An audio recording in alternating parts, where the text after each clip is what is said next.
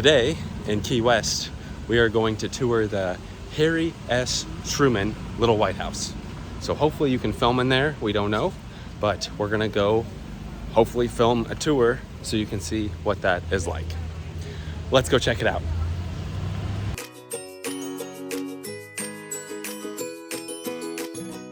We are currently walking on Front Street, and it says it's about 400 feet up here to the left. So online you can buy tickets, which we did. Would probably recommend doing that. And it should be right where this green fence is located. Look at this. I wouldn't say that's a little White House. Seems like a pretty big house, if you ask me. It's not the White House, so I mean, you know, it kind of stinks to look. There's signs all covered up here. Maybe on the other side. Oh yeah. You can see the Harry S. Truman Little White House. Open daily, 9:30 to 4:30. Guided tours. National Register of Historic Places. Free exhibits inside. Harry S. Truman Little White House. Here is a little bit about it. Feel free to pause the screen. And some more information here. Getting ready to go in for a tour. Now again, we already got tickets online. I don't remember how much they cost, but maybe like 20 bucks a person-ish. There's also other rates. Garden tour maps, $1 donation. The next tour will start in 10 minutes. Map of trees. Oh, they've got a bunch of different trees. Look at all those trees. Whoa, there's a lot of trees. There are also cars. They said the tour, oh, there's restrooms right there. Restrooms, and there's a car right over there. They said the tour starts Right here. right here. Now I'm gonna get a little help. What's over here? Over here is where you can see the car, right there if you see my finger. Yep. And look, there's actual license plate. Oh yeah. Let's And then go see that. You wanna see this? Yeah, let's go see the license plate. Here's the little license plate. This is the president's car. This is cool. You can actually see the inside of it. Let's go to this side of it. You can see the car thing. Here it is. For the White House, Key West, Florida. There's the inside that you can see. See stuff inside. Now let's go up here. And then there's the little steering wheel. It's up there. There's the seats back there too. Look, that's the name of it. Right here. Right where she. And look at the way the tires are. I really like these tires. I think they look cool. This is what it is. Huh. And look at it, the mirrors too. And what's this? That's the flag. I'm pretty sad. I really like this car. It looks pretty nice. Good job, buddy. I also forgot to mention the front license because I didn't get enough time. But there's actual headlights. There's that and the license. That's cool. 1949. What? All right, this tour's starting. Ready? Oh, tour starting. Go ahead on talks now. All right, now we're heading to the guided tour. Not sure how much we can film, but we will sure find out here. They're talking about the roof color, how bugs don't like the blue color. Your ceiling, the color of the sky, that's the ceiling of the porch, you're never gonna have ghosts. I mean, there's like so many things I gotta skip over here, because I don't have time to talk about. And one of the interesting things about this is this little booth right here. When we go inside, just take a glance at it. And it's got a photograph of a guy on a chair. And there's a phone, a chair, and a photograph of the guy. And that guy used to be in Jimmy Carter's Secret Service. Thing too. When you're in the Secret Service, you're not allowed to talk to the First Lady or the President. Like, you can't say good morning, Mr. President. Truman Little White House, my name's Steve. I'm going to be a tour guide today. Maybe I could just mention a couple of the rules of the road here. If you want to take a picture, despite what this is, yes, you can take a photograph. But remember, we have to get through this whole tour in about 40 minutes. It's going to be a trip back in time. This is the actual furniture. We are in a museum. So please, don't sit on anything. We try not to touch it. In 1823, this becomes prime real estate. And the U.S. Navy buys this property right here. The ocean used to be right here. So this was waterfront property. Waterfront And it property. was built for two families. It was going to be the commandant of the base. He would live on the south side here with this small family. And the Navy paymaster would live on that side. There's 7 bedrooms. They have actually weddings out here now. He brings about 40 to 60 members of the press, his inner circle, people he's going to do business with, let's say the budget director, generals, admirals, that sort of thing.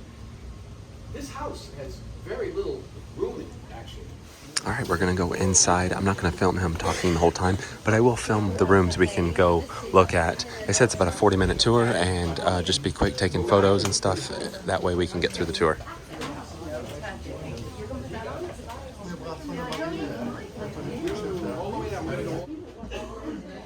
Thank you, sir. I'll take those red cards. Take your time, sir. All right, we're going in here first.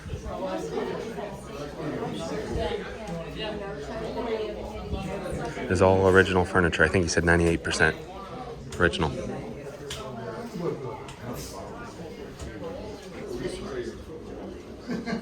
Look at that. I'm sorry. That's the air conditioner. Yep, don't play golf in that. No mini golf. I don't know how. Just get your attention. So let's begin the tour. So, April 12th, 1945, the President of the United States, Franklin D. Roosevelt, has a brain aneurysm and passed away, and Harry Truman, the Vice President, becomes the new president. And when Harry took over, it was a different world then. He is the whole kit and caboodle, no one to delegate to. He works for about 19 months straight without a day off. And Harry develops a cough and a cold he can't get rid of. Admiral Nimitz said, Mr. President, I heard about your diagnosis. I got the perfect place. Because it's 1946, and there is no one living in this house. This house is unoccupied. It's on a Navy base. This is perfect for you. Warm weather, you're gonna love it. Harry had never even heard of Keywest. All men. It was all Navy furniture. You know, just metal desks, metal chairs.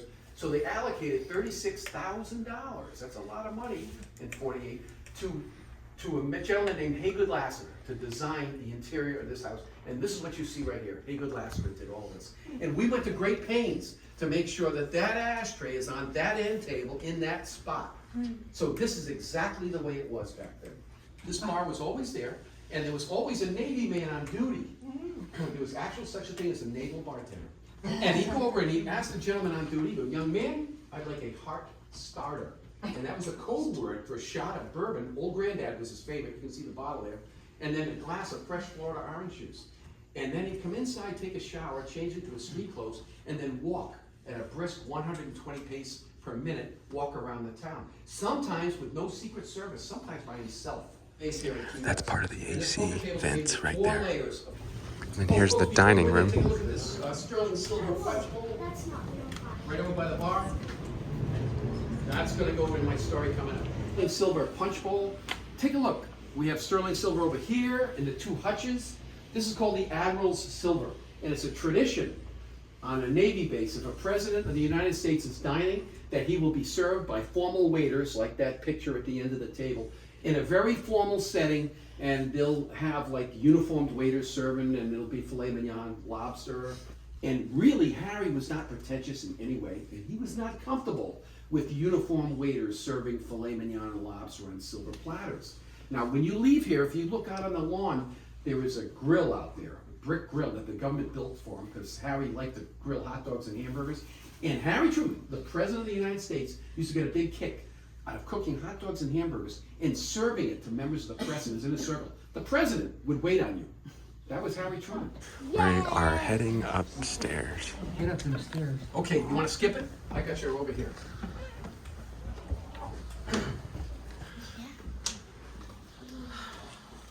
And you do get to sit down in this room.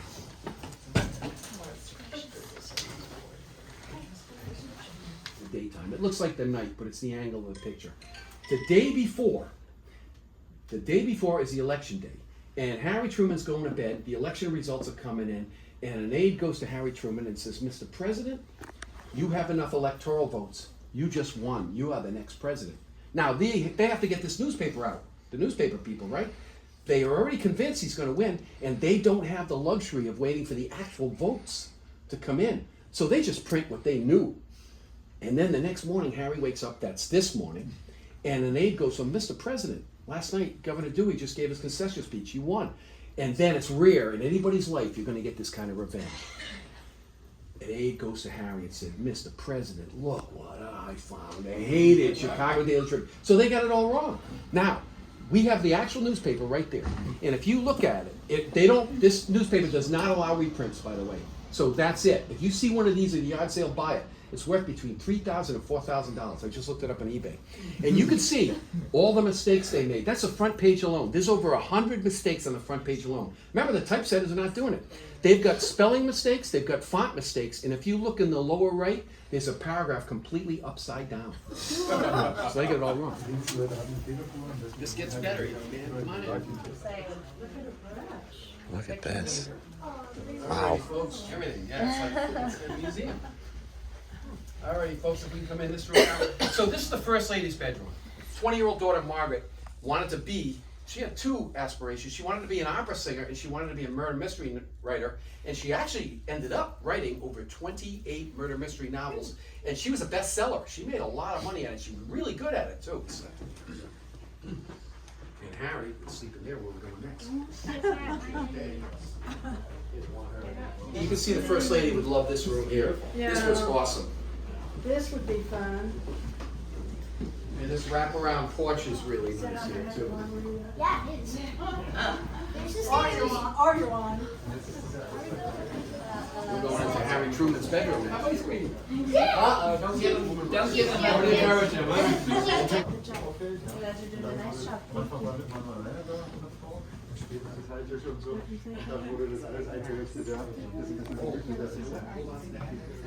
This is the president's bedroom. When Haygood Lassiter, the designer, thought about designing this, you're never going to hear about any scandal with Harry Truman. There was no fooling around. He was a really nice guy. His wife, every day he would sit at this desk and write his wife love letters. And every day she would write love letters back to him. Isn't that romantic? And then Harry gets the idea. From now on, if you want to do business with Harry S. Truman in Key West, you have to wear the Key West uniform. That means don't wear a suit. Get rid of your military uniform. I only talk to you if you're wearing this. And the uglier and louder the shirt, the better.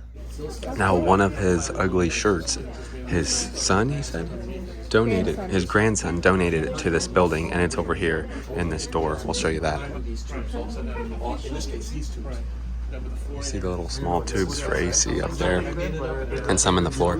Here's the ugly shirt. Yeah, well, you know, that's the Democrats. That's what they do. Now we're going back downstairs. That's where the wife slept. First Lady. Der hat eine große Rolle gespielt, ja. Und da musste also hier hat heute wirklich eine riesen Herausforderung. Looks like there's a little gift shop too. Und er hatte auch keinen Vizepräsidenten, weil damals war die Nachfolge nicht geregelt. Ja. Ornaments. Genauso auch bei Kennington, wo er Präsident nichts zu tun hat. Look at that. That's the actual piano. Alright, folks, so not everybody gets to play poker. Some people aren't. And if you look in pictures, this couch is featured prominently. A lot of famous people have sat on this couch. And this is Harry's piano. This is the only piano Harry ever played as President of the United States. That piano made 11 round trips from Washington to Key West. The Navy would box it up, ship it back and forth, back and forth. Somebody in the administration said, Mr. President, we can buy you another piano. We can buy you another piano. And Harry, true to form, said, I don't think that that's a good use of taxpayer dollars. This base closed in 1974. The Navy had the good sense to take everything out of this house and move it into local storage containers. And it sat there for 12 years until 1986 when the state of Florida took the house. Now, the state of Florida wanted to do these tours, so they took everything out, all, you know, non-military people, civilians, and they put everything back the way it was. But that piano was missing, and they couldn't find the piano. And they knew this is like a centerpiece.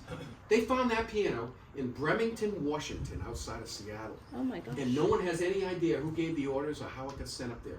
And they went to all the trouble of sending it there, and then they put it in a storage container, and nobody even knew it was there. But nobody knows how it got there. They would play classical albums on there.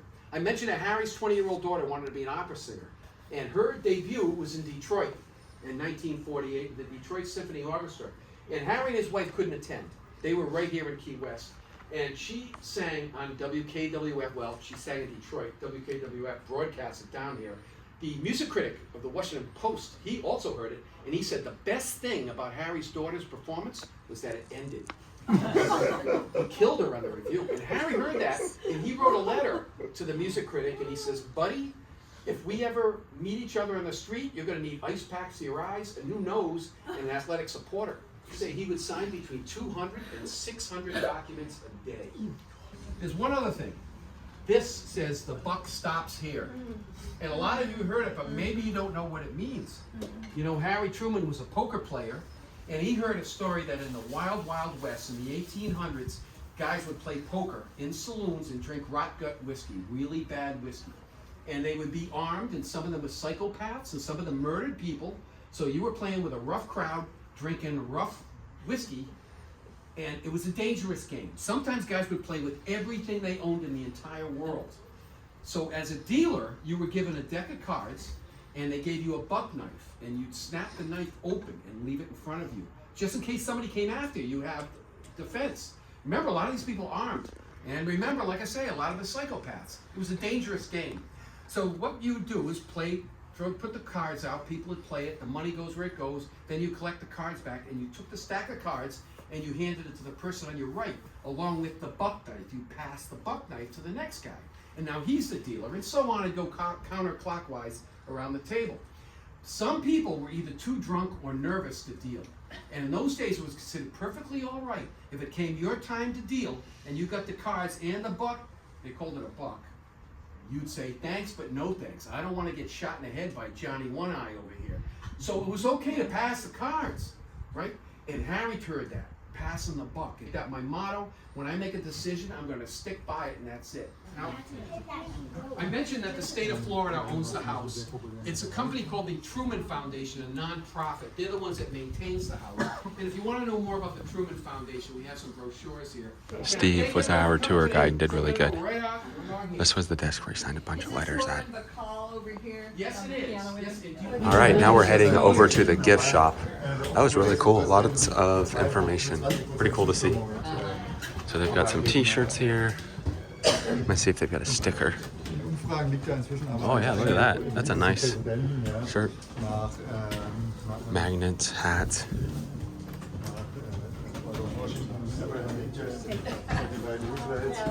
Glasses. Whoa, look at all these ornaments. Whoa, they have a ton. They have one that's the actual house too. That's cool. Again, more glasses. Some of his daughter's Oh, some of his daughter books are here. Yes. Oh, and then a free little museum. Margaret Truman. Oh yeah, that's cool. Right there. Check this out, famous headlines.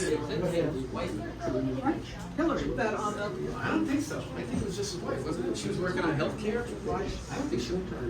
Maybe that's true. I don't know. I'm not an expert on the Clinton administration. Look at that shirt he's wearing.